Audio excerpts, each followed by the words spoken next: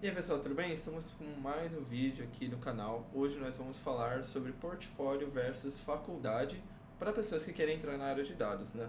Então eu vou explicar um pouco o que que é, como funciona a visão de construção de portfólio, e também explicar como funciona a faculdade ali também na área de tecnologia, na área de dados, e fazer um comparativo para você entender quais são as prioridades que você tem que ter agora para como pessoa que quer entrar na área de dados, tá? Então a explicação que eu vou fazer, ela serve tanto para pessoas que querem se tornar analistas de dados, engenheiros de dados, ou até mesmo um cientista de dados, embora não seja o nosso foco aqui do conteúdo no geral e das aulas gratuitas que eu vou oferecer depois, mas ainda assim se encaixa perfeitamente ali no meio. E também, obviamente, para as pessoas que ainda não decidiram em qual área querem exatamente trabalhar, mas que querem trabalhar na área de dados ou de repente na área de tecnologia, está escolhendo qual área que seria melhor para essa pessoa, né?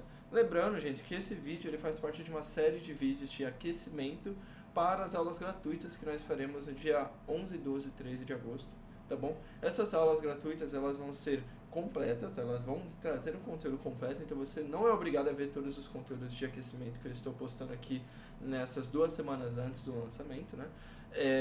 Mas esse conteúdo ele vai agregar, vai te ajudar a chegar um pouco mais aquecido pro material que eu vou passar lá. Eu gosto de dizer que é como se fosse um alongamento para esse conteúdo, para essas aulas que eu vou dar no dia 11, 12 e 13, né, para ajudar a galera a entrar na área de dados.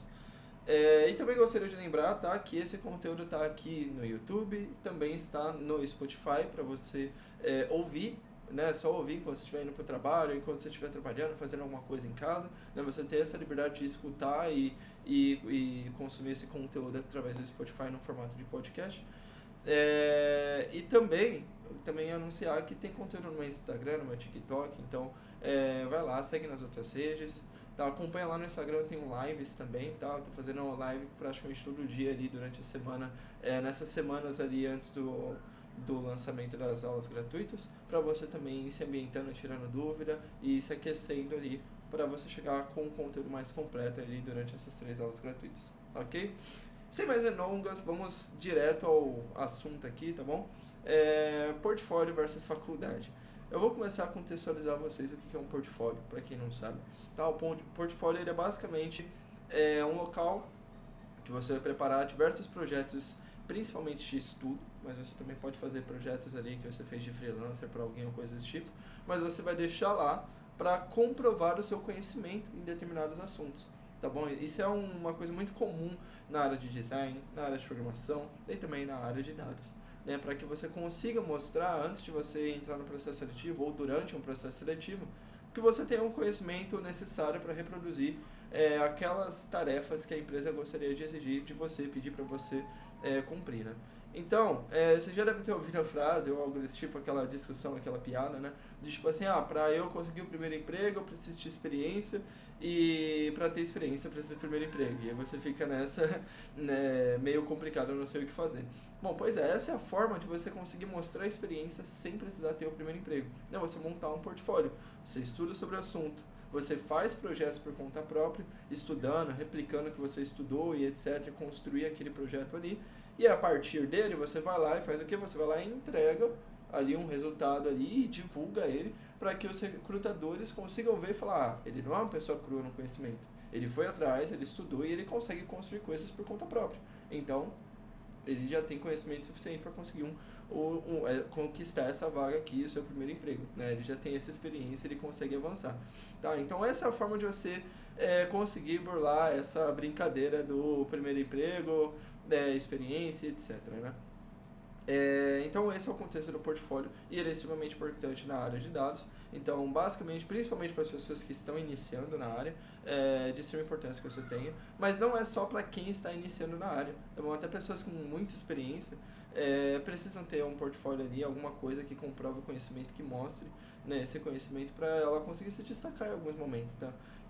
Eu já tive hoje em dia meu portfólio não está no ar, eu tenho um projetinho ou outro ali numa ferramenta que a gente usa bastante chamada Kaggle, né, que eu fiz meio que de estudos, e de vez em quando eu gosto de fazer alguns estudos por lá, mas a minha visão hoje é diferente, eu sou consultor, então meu portfólio ele é muito mais de clientes que eu atendi, né? Se você é uma pessoa que já trabalhou como freelancer ou coisa desse tipo, é legal você de repente montar uma apresentaçãozinha com clientes que você atendeu, resultados que você trouxe, etc., também serve como um portfólio, né? Então, eu trabalhei no projeto X, onde eu fiz essa análise aqui, que reduziu gastos nisso, que aumentou o faturamento naquilo, que fez não sei o que trouxe visibilidade nisso, naquilo e etc. Ou seja, eu entreguei todo esse valor e a empresa não tem custos com infraestrutura, com ferramentas nem nada. Então, tipo assim, tudo isso é portfólio. E você está fazendo um trabalho de verdade, recebendo alguma coisa, né? E você tem um portfólio também. Esse é o meu portfólio. Eu tenho uma apresentação como consultor da minha empresa, que é a consultoria, e aí eu apresento para eles, tipo, eu fiz esse projeto, foi assim, assim, assim, assado. Esse é o meu portfólio de agora, e você também pode fazer um portfólio similar se você já trabalha como freelancer, ou se você quiser montar ele como um freelancer ali, ir atrás de clientes ali por conta própria, e construir esse portfólio. Também é muito legal, tá? Recomendo bastante também. E agora, falando sobre o contexto da faculdade. Gente, não entenda mal tudo que eu vou dizer, ok? Eu fiz faculdade, eu amo o âmbito ali de vida acadêmica e você tem seus certificados acadêmicos. Porém, eu preciso transparecer para vocês que a faculdade ela não serve para te preparar para a carreira. Ela serve para te dar um certificado. E é um ponto final ali, tá bom? A faculdade, ok? A faculdade, a graduação mesmo ali, o certificado de graduação, seja em ciência da computação, análise de desenvolvimento de sistema, ou qualquer outro bacharelado ou tecnólogo, ou qualquer coisa desse tipo, tá bom? Ele não vai te ensinar o que você vai realmente utilizar no dia a dia, com pequenas exceções de faculdades mais assim especializadas ou coisas desse tipo que pode acabar ensinando uma coisa ou outra que você vai usar no dia a dia. Mas de modo geral, não. Tá? Por quê? Porque quando você entra na faculdade, ela vai meio que pegar na sua mão em coisas que talvez você não vai utilizar no dia a dia, mas que para eles você precisa aprender. Exemplo, eu fiz ciência da computação e eu tive muitas matérias de cálculo. Eu tive de cálculo 1, 2 e 3, eu tive logaritmos, né, uma matéria só sobre isso, eu tive uma outra matéria sobre complexidade de algoritmos, enfim, sobre várias outras coisas de cálculos que eu nunca usei no meu trabalho e nunca vou usar. Quer dizer que nenhuma área de tecnologia vai usar? Pode ter uma coisa ou outra, mas no geral não vai. De verdade, assim, coisas muito específicas e provavelmente não vai usar. Só que faz parte do âmbito acadêmico e eles precisam passar algumas coisas relacionadas a cálculo, mesmo que não faça sentido para a sua visão profissional. Mas eu fiz ciência da computação, são 4 anos, é bacharelado, etc. Então tem uma grade muito mais difícil deles completarem com conteúdo. Um tecnólogo talvez não precise, não vai precisar disso, né? Ele provavelmente não vai ter cálculo, essas coisas, se tiver muito pouco. Então o tecnólogo vale mais a pena porque ele vai me ensinar programação, tudo que eu preciso aprender de programação, de SQL, de Python, de Java, de não sei o que eu vou usar no dia a dia. Bom, não. Eles vão te ensinar o básico, vão te direcionar o básico, como uma pessoa que não sabe nada e vai saber alguma coisa. E muitas vezes linguagem de programação que você não vai utilizar no dia a dia. Isso vai te dar uma base? Vai. Só que você vai demorar uns 2 anos ali para pegar essa base. Então você está falando que no final das contas, faculdade não vale a pena? Eu acho que vale, tá? Eu acho que vale mais, não por esse motivo, não pelo conhecimento em si. Absorva, obviamente, o conhecimento ali, mas não leve esse conhecimento como estou construindo minha carreira com base nesse conhecimento, porque não é verdade. A verdade é que a faculdade ela vai te ajudar em 2 quesitos muito bons para sua carreira, tá? Primeiro é a visão do estágio, tá? O estágio ele é muito legal para ser a sua primeira oportunidade, porque primeiro que você consegue ter uma primeira oportunidade em grandes empresas pelo estágio, né? Empresas muito grandes ali oferecem estágios muito bons aí para as pessoas, com salários bons, benefícios bons e um plano de carreira legal. Então já é um bom começo ali para você se ambientar na área de tecnologia e conseguir sua primeira experiência e crescer a partir daí. Eu mesmo, na minha primeira experiência direcionada à programação foi em um estágio, né? E o outro ponto, na verdade complementando não só o estágio, mas também a longo prazo, você ter a graduação pode te ajudar a conquistar algumas vagas ali, mesmo sendo sênior, tem empresa que exige que você tenha uma certificação por N motivos ali. Não são todas, hoje em dia é bem mais raro disso acontecer, mas tem uma empresa ou outra que exige algo desse tipo, tá? E aí o segundo ponto é que eu gosto muito da faculdade porque eu gostei muito do que veio depois dela, que é, por exemplo, a pós-graduação. Gente, a pós que eu fiz, me agregou muito, realmente agregou bastante em conhecimento no geral, tá? Por quê? Porque a pós, ela é basicamente você, como um profissional da área, do lado de vários outros profissionais, sejam da mesma área ou de áreas similares que estão buscando conhecimento na área de dados, né? Aprendendo com um professor que também é da área, só que ele está num nível muito acima. Ele já tem muito mais experiência, seja acadêmica, tanto acadêmica quanto técnica. E aí ele consegue se aprofundar num assunto muito mais direcionado para a sua carreira. Entendeu? Que realmente vai agregar na visão de carreira para você. Entendeu? Então, assim, para mim foi muito legal a experiência. Me trouxe muitos benefícios, me trouxe networking de muito valor também. Que acabou acarretando até em projetos mesmo que eu consegui participar, então foi muito legal a experiência. E eu recomendo bastante ali a faculdade, né, nesse quesito, de você trazer ela para esse lado de eu tenho coisas muito boas para vir depois, né? Enfim, então você recomenda ou não recomenda fazer faculdade? Gente, eu trabalhei com muita gente que na área de tecnologia no geral, tá? Tanto programadores quanto engenheiros de dados, analistas de dados, pessoas no geral na área de tecnologia que nunca fizeram uma faculdade. Tá? Eu tive muitos parceiros ali de trabalho que nunca fizeram a faculdade, mas a maioria deles tem a intenção de fazer ou começou a fazer depois que já estava na carreira. Por quê? Porque em algum momento essa necessidade vem. Tá? Eu não acredito que seja 100%, mas eu digo que é algo próximo de 90% dos profissionais em algum momento vai bater na porta essa necessidade.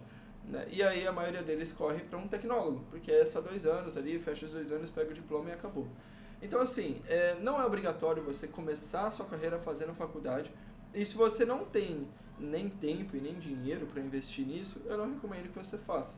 Mas se você tem um pouquinho de tempo e um pouquinho de dinheiro, vai num tecnólogo EAD ali, simplesinho, se dedica para você puxar o conhecimento dali, mas vai no simples, vai no básico, vai lá e investe um negócio que só vai te dar a oportunidade de ter esses 2 benefícios que eu falei, que é o estágio, que qualquer faculdade ali, seja, sendo EAD mesmo e etc., sendo algo simples, algo barato, não importa, vai te ajudar a conseguir o seu estágio. E o segundo, que é a sua pós ali, seja pós, mestrado, doutorado, que você quiser fazer na MBA, mestrado, doutorado, que você quiser fazer. Já vai ser o suficiente para você ir lá e poder fazer isso. Então, eu já tive um aluno que, assim, ele fez uma faculdade que ele gastava R$ 200 por mês na mensalidade e ele conseguiu estágio, entendeu? Numa empresa muito grande, num banco muito grande aí.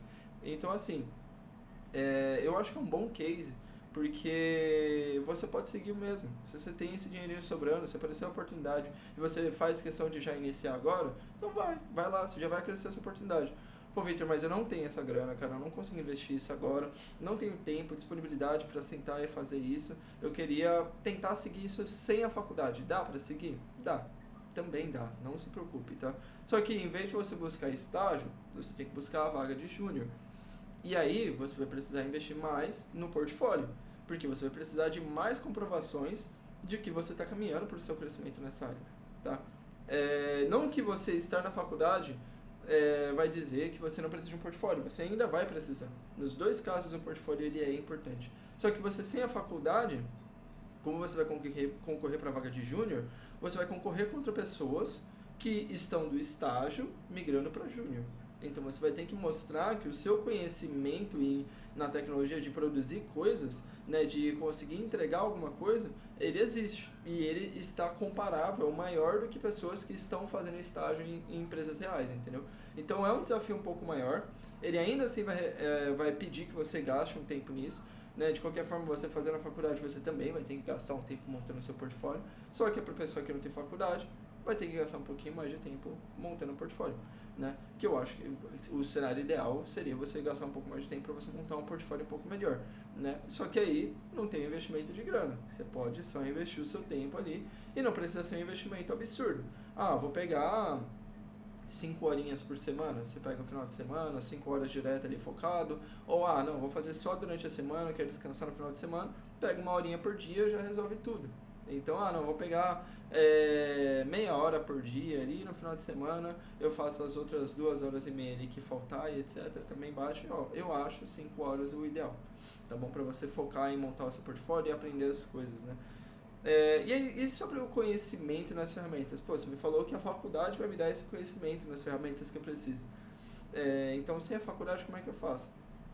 Gente, eu sempre falei muito sobre isso. Eu vou falar mais aulas sobre ferramentas aqui, mas eu já tenho um vídeo aqui no YouTube falando sobre as ferramentas que você precisa aprender. E eu vou reforçar tanto aqui quanto em vários momentos, inclusive nas aulas gratuitas, vou reforçar e falar um pouco sobre isso, só que um pouquinho mais avançado sobre isso, que são as três principais ferramentas que você precisa aprender para virar um analista de dados. Tá? E elas são muito simples, Excel, SQL e Power BI. São só essas três. E é muito simples. Gente, tem conteúdo na internet, tem cursos muito baratos sobre cada uma dessas ferramentas, tem muita coisa para você conseguir ir atrás e obter esse conhecimento. Tá? Então, assim, a faculdade não é o único lugar que você vai aprender elas. E outra, na verdade, a faculdade nem é o lugar que você vai aprender elas, provavelmente. Tá? Porque na minha faculdade foram 4 anos e eu só aprendi SQL. Eu não aprendi Power BI lá e eu não aprendi Excel lá, tá? Como engenheiro de dados, você vai precisar muito de Python. Eu não aprendi Python na faculdade também. Entendeu? Tem muitas faculdades hoje em dia que ensinam. Minha faculdade já faz alguns anos que acabou, então de repente a grade está bem desatualizada. Mas eu sei que não são todas que ensinam Python, então talvez não valha a pena até a faculdade nessa quesito de vou aprender todas as ferramentas que eu vou usar no dia a dia. Provavelmente não. É bem provável que SQL sim, porque SQL você usa como analista de dados, como programador, como engenheiro de dados, como DBA, enfim, várias áreas você vai precisar utilizar o SQL. Só que o Excel e o Power BI não. E embora o Excel seja uma ferramenta muito utilizada até fora da área de tecnologia, a maioria das faculdades não vê uma necessidade de ensinar ali você durante a graduação, né, como utilizar essa ferramenta. E é compreensível que a faculdade entenda dessa forma porque ela vai focar em outros direcionamentos. Então, de um jeito ou de outro, você vai ter que estudar essas ferramentas por conta própria. E aí, essa visão de você ir atrás desse conhecimento por conta própria, ela precisa sempre existir. Tá? Então, independente de tipo, se você escolher fazer a faculdade ou não, independente se você vai focar mais tempo no portfólio ou menos tempo no portfólio e um pouquinho na faculdade, independente disso, você ainda vai ter que ter um tempo a mais para você estudar as ferramentas. Tá? E às vezes é um pouco desafiador você encontrar esse conteúdo, mas ele está ali na internet. Eu digo desafiador porque assim, você vai pesquisar um curso de SQL, por exemplo, no YouTube, vai ter 1 milhão de cursos. E assim, todos eles vão realmente te ensinar o SQL. Só que a maioria vai te ensinar 1 milhão de coisas, e aí vai ter uma pequena parte dessas coisas que você realmente vai utilizar no dia a dia. Por quê? Porque o analista de dados, ele não insere dados no banco de dados. Ele não atualiza dados, ele não apaga dados, ele só faz consultas, tá? Ele vai fazer um processo de consultas, ele vai fazer essas queries de consultas, só que avançadas.